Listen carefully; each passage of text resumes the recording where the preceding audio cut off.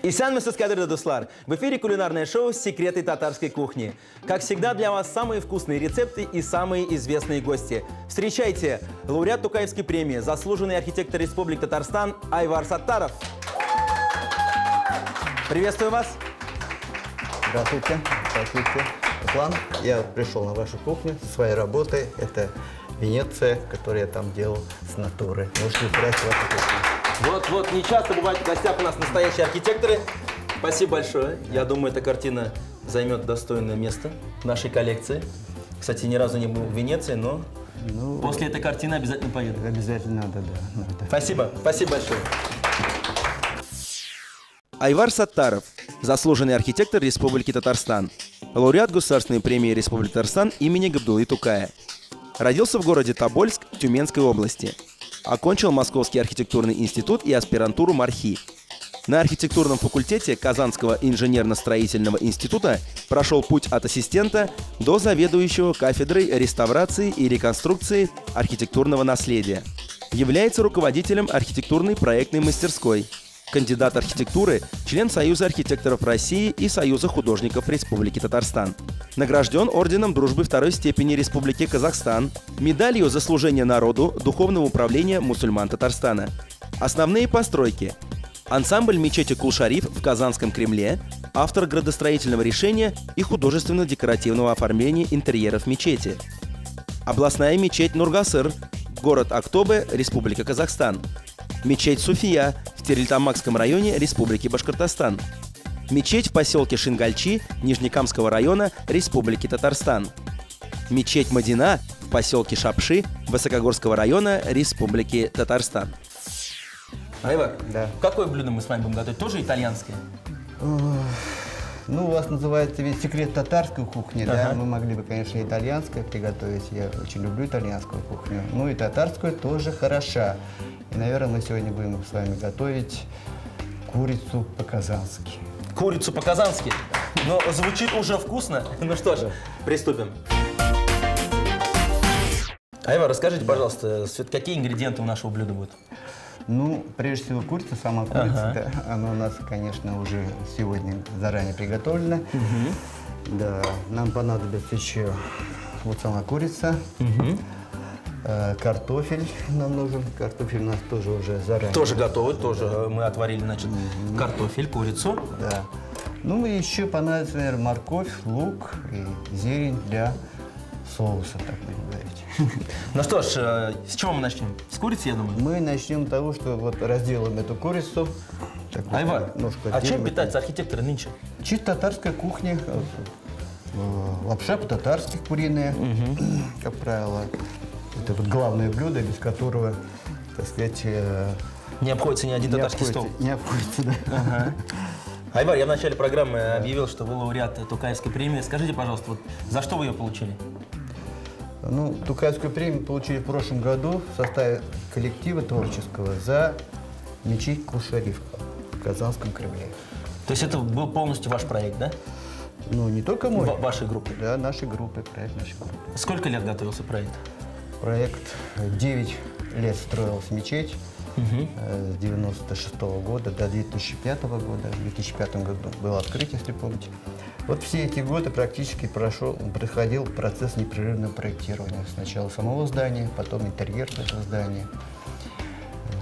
9 лет было посвящено этому. Ну вот мечеть Кул-Шариф, она, можно сказать, что построена только нашими татарскими строителями, вот, архитекторами, или все-таки помощь из-за рубежа была оказана? Нет, конечно, была и помощь, там принимали участие не только татарские строители, российские тоже принимали.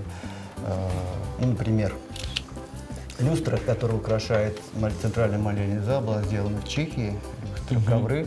То есть она на заказ была сделана? Ну, заказ была сделана, да, в Чехии, на чешских заводах. А ковры – вот, подарок иранского правительства. Многие, там очень много участвовало разных фирм, не только российские, но и зарубежные. Ну, зато с гордостью можно сказать, что мечеть Кул-Шариф – это гордость не только Казани, но и Татарстана. Я думаю, даже не только Татарстан, может и всей России. Может, и всей России. Но вы можете назвать вот такого рода большие проекты, которые у вас тоже были еще на территории, например, России? Хотя я знаю, вы и за рубежом принимали участие в строительстве мечетей. Ну, на территории России вот могу сказать про мечеть Суфия, которая построена в Башкирии, недалеко от города Салават. Тоже. Из того, что построено за рубежом, это мечеть Нургасыр, соборная мечеть в городе Актюбинске. В Казахстане? В Казахстане, да. Буквально за 2 года они построили такую же по размеру мечеть, как Кул-Шариф. Но главное то, что как сейчас мечеть Кул-Шариф является таким, что ли, лицом нашего города, мне вот очень приятно, что мечеть, которая построена в Актюбинске, она тоже стала украшением этого города, тоже своего рода бренд этого города. Так, Айвар, курица у нас готова. Да. Мы ее мелко порезали. Что делаем дальше? Ну, дальше, наверное, Руслан, мы берем, надо взять противень, да, чтобы все это... Кстати, когда готовлю, я всегда на противень вот, выкладываю фольгу. Да. Во-первых, не подгорает, а во-вторых, мыть не надо. Мыть не надо. Это секрет для... Нет, мыть не надо, я думаю, самое главное. Для нас, мужчин, тем более. Да. Так, наверное, маслом будем масло, смазывать? да, масло, конечно. И будем выкладывать курицу, да, давай. Айвар, вы где получили образование? Расскажите, пожалуйста, вот архитектурное. Ну, вначале я учился в КИСИ, в Казанском инженерно-строительном институте, и потом перевелся в Московский архитектурный институт. Я закончил его в 1979 году.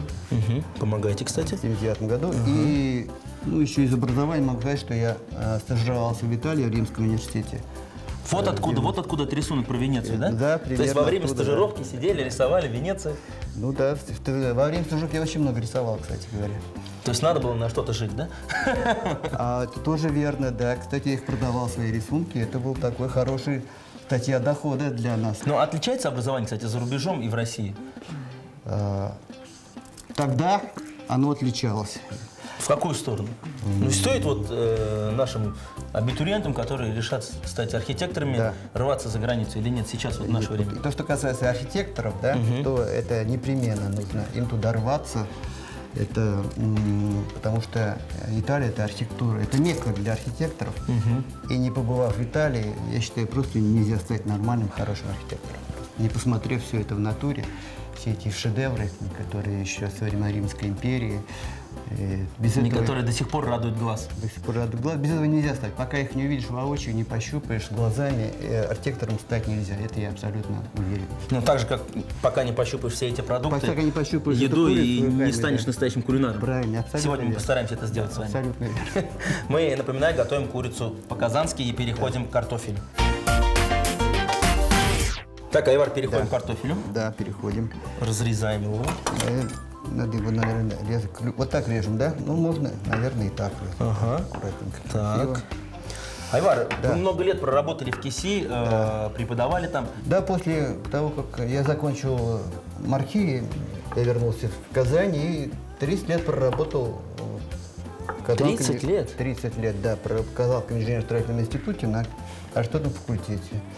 В последние годы я возглавлял кафедру реставрации и реконструкции архитектурного наследия в этом институте. У нас в России всего 3 кафедры, где готовят архитекторов-реставраторов. Вот одна из них в Казани. Ну а как вот, раз уж мы заговорили о реставрации, вот в Казани, думаете, много внимания уделяют вот реставрации зданий? Или все-таки вот народ жалуется, что пропадают древние здания у нас, все-таки сносят их, не реставрируют? Ну, к сожалению, очень долгое время вот эти наши памятники архитектуры в Казани оставались без внимания.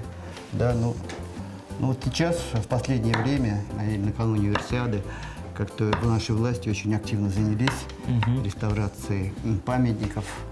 И я думаю, это очень, ну, это отрадно, конечно, но хотелось бы, чтобы они раньше бы этим занялись, потому что очень многое уже утрачено, очень многое потеряно, уже нельзя восстановить.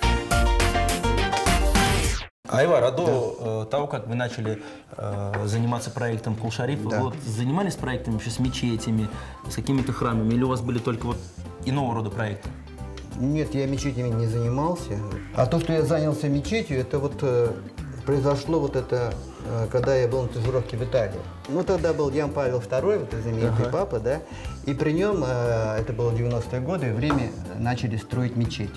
В центре католического мира в Риме построили очень такой, по проекту известной итальянского архитектора Портогези, начала строиться мечеть. Для меня это был факт сам по себе очень такой, очень... Мне кажется, это для всей Италии был факт такой. Не только для Италии, интригующий факт. Я был на строительстве этой мечети. И вот тогда, вот, когда я увидел эту стройку, это как мечеть она возводится, у меня закралось такое желание внутри, чтобы построить мечеть в Казани. И потом, когда я вернулся с стажировки в Казани, как раз объявили конкурс на мечеть. На проект Кул-Шарифа. На проект Кул-Шарифа, да. И, видимо, это желание было так велико, что я победил в этом конкурсе. Кстати, вот вопрос, который лично меня интересует, вот отделка мечети, вот этот белый мрамор, откуда его привезли? Кстати, мы можем пока выкладывать картошку, да? Мрамор. Мрамор там тоже разного месторождения, там в основном челябинский мрамор, койлганское месторождение, есть такое село Койлга в Челябинской области, уникальное вообще месторождение, практически единственное, где у нас в России добывают мрамор. И мне казалось, что этот белый мрамор из-за границы привезен. Нет, заграничный там только желтый мрамор, кремо-марфил из Италии, а весь белый мрамор, он у нас из Койлги. Ну, мне кажется, сейчас вот со строительством мечети Кул-Шарифа уже визитная карточка у вас как архитектора – это строительство мечети и храмов. Ну, вот так получилось, да. Но получилось неплохо, кстати. Очень даже хорошо. Да.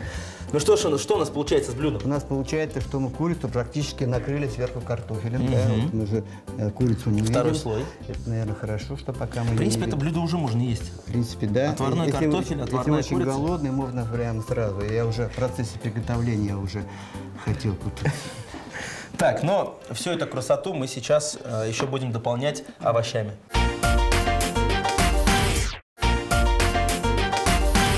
Сейчас нам нужно, наверное, нарезать овощи, да? Так. Морковочка, где у нас морковочка? Так, овощи мы используем морковь. О, морковь, да. Вот, Руслан, раз уж мы заговорили об Италии, да, что-то я вспомнил вот такой на кулинарной передаче. Значит, мы стажеры жили там в Риме, снимали квартиру, у нас было 6 человек, и мы, значит, дежурили на кухне по очереди. Парами дежурили, то есть мы сами все готовили. Ну, стипендия была небольшая, в основном она уходила на оплату квартиры. И готовили мы сами, то есть мы не ходили в итальянские рестораны и так далее, и прочее, а питались у себя дома. И вот был какой-то праздник, я сейчас не помню, под Новый год, и выпало вот нам. Готовить. Готовить, да. И, значит, я предложил своему напарнику, с которым мы дежурили, приготовить ишпишмак. В Италии ишпишмак? Ишпишмак, да. Ну и как получилось у вас? Получилось. Мы пошли на рынок за мясом, а рынок уже закрывался, и практически мяса уже не было там. И мы были, конечно, очень разочарованы. И тут прямо на конце этого рынка там продавец кричит, что он продает куриные потроха за 1 милю вообще. 1 миля – это 1000 лир. Ну это очень дешево. Это очень дешево. За 1000 лир огромный пакет такой куриных потрохов, куриные желудки и прочее. Вот мы купили эти куриные желудки, чистили их всю ночь, чистили каждый там желудочек, промывали. И шпишмяки были просто потрясающие. Потрясающие были по вкусу. Это были эксклюзивные итальянские шпишмаки из куриных потрохов. Да, у нас были гости, друзья наши итальянцы, они просили добавки, к сожалению. Но на добавку были спагетти. Добавку были уже спагетти. Вот такой вот у нас архитектор сегодня в гостях, Айвар, который готовит не только замечательные проекты мечети, но и замечательные итальянские шпишмаки. Итальянские шпишмаки, да. Айвар, как вы считаете, вот есть все-таки такое понятие, как исламская архитектура или мусульманская? Ну, есть, Может, конечно, все-таки таких архитекторов будут скоро обучать? Ну, исламская архитектура есть, конечно, потому что если мы обратимся в историю, то исламская архитектура занимает большое место в истории мировой культуры, да? Если вот мы возьмем даже образцы вот Тадж-Махал в Индии, или возьмем наш вот Самарканд. То есть это большое, огромное архитектурное наследие исламской культуры, исламской архитектуры. Она и сейчас существует. Ну, говоря конкретно о татарской архитектуре, да, исламской, ну, мы все знаем, что в деревнях сохранились деревянные мечети. Да, у нас в Казани вот очень много сохранилось еще от революционной эпохи мечетей, прекрасные мечети. Марджане, Панаевская, Турнаевская. Сейчас очень много строят мечетей и в деревнях, и в городах, и практически никто не препятствует строительству мечетей. Главное, все-таки я считаю, чтобы образ этих мечетей как-то соответствовал нашей эпохе, чтобы они были современными. Но самое главное, все это делается для удобства верующих. Да, конечно. Для их комфорта. Да. Ну а для комфорта нашего блюда нам осталось еще порезать лук. Мы его режем мелко-мелко, да? Мелко, да. Полукольцами. Полукольцами. Отлично. Да. Айвар, вот в то время, когда я поступал в институт, в конце 90-х, самые популярные профессии были это юрист и экономист. Вот что касается архитектурного факультета, вот, как конкурс? Как всегда много, конечно, да, потому что профессия архитектора, она всегда привлекательна, да, и в советское время был очень такой большой конкурс на архитектурный факультет, и сейчас этот конкурс год от года растет. Да, растет. А больше все-таки кто кого поступает, молодых людей или девушек? Ну, в основном девушки, да, почему-то девушек больше, к сожалению. Хотя вот я на первой же лекции, начинаю свою первую лекцию, когда я там работал, что это профессия архитектора, это очень адски тяжелая профессия, далеко не женская. Ага, и сразу 5 девушек встают и уходят. Нет, ни одна не ушла почему-то. Ну, а из ваших учеников, вот вы 30 лет преподавали, есть уже кто добился какого-то призвания, какие-то вот известные фамилии? Все-таки в архитектуре там известность, она приходит уже с возрастом, где-то, наверное, лет 40-50. И опыт нужно набрать, чтобы... Ну, или съездить в Италию несколько раз. В Италию надо ездить постоянно. С вами по-прежнему кулинарное шоу «Секреты татарской кухни» и наш сегодняшний рецепт – курица по-казански от казанского архитектора Айвара Саттарова. Переходим мы к тому, что начинаем обжаривать наши овощи. Так, добавляем растительное масло. Так, морковь, лук, все вместе мешаем. Сразу?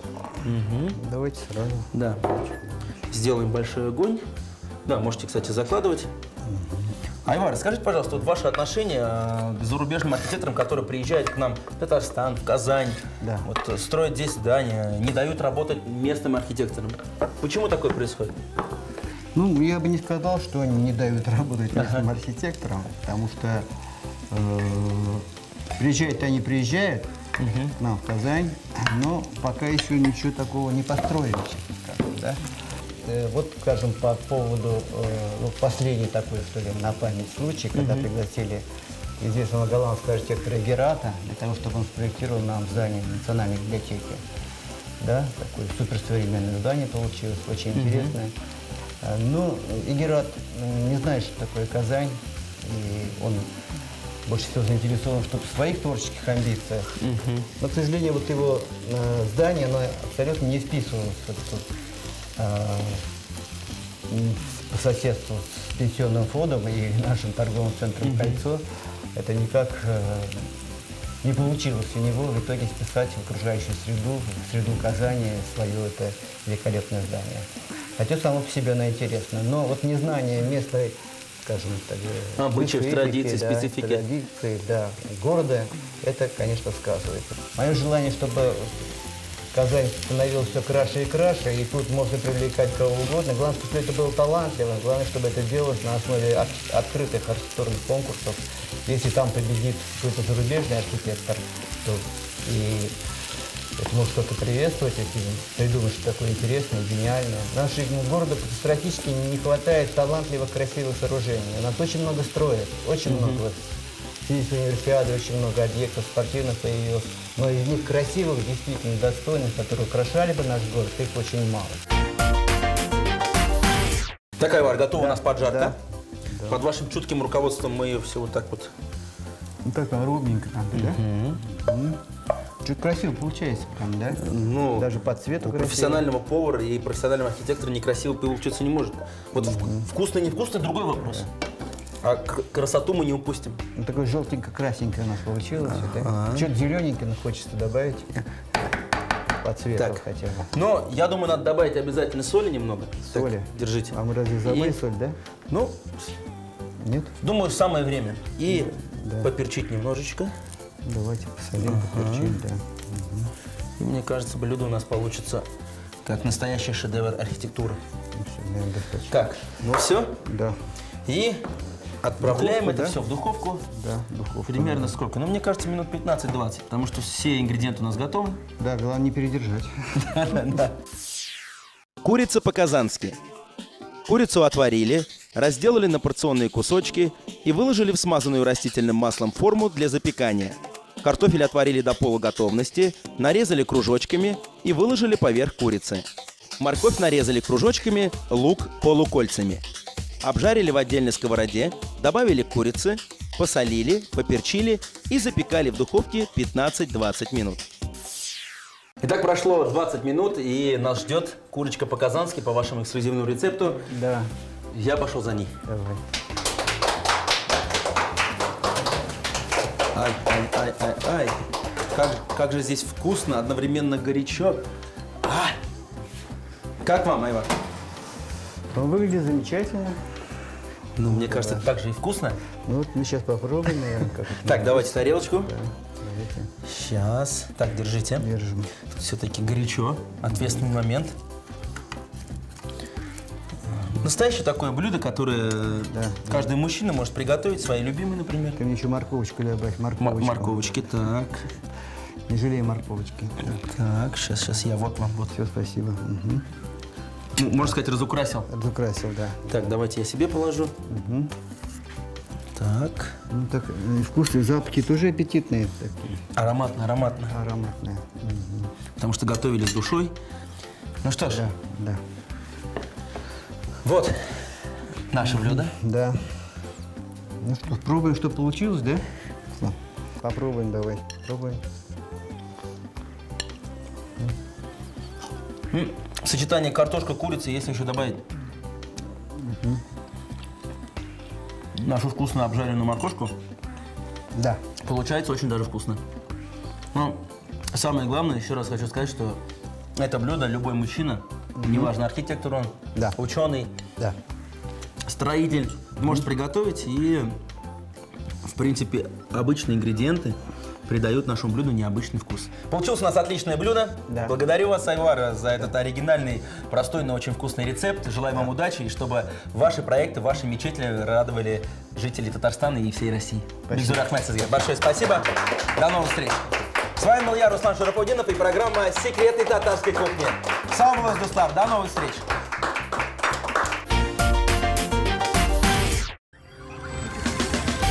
Не пропустите в следующей программе старинное татарское блюдо под зажигательные звуки баяна. Секреты татарской кухни по воскресеньям в 18 часов, повтор в среду в 13 и в субботу в 9 утра.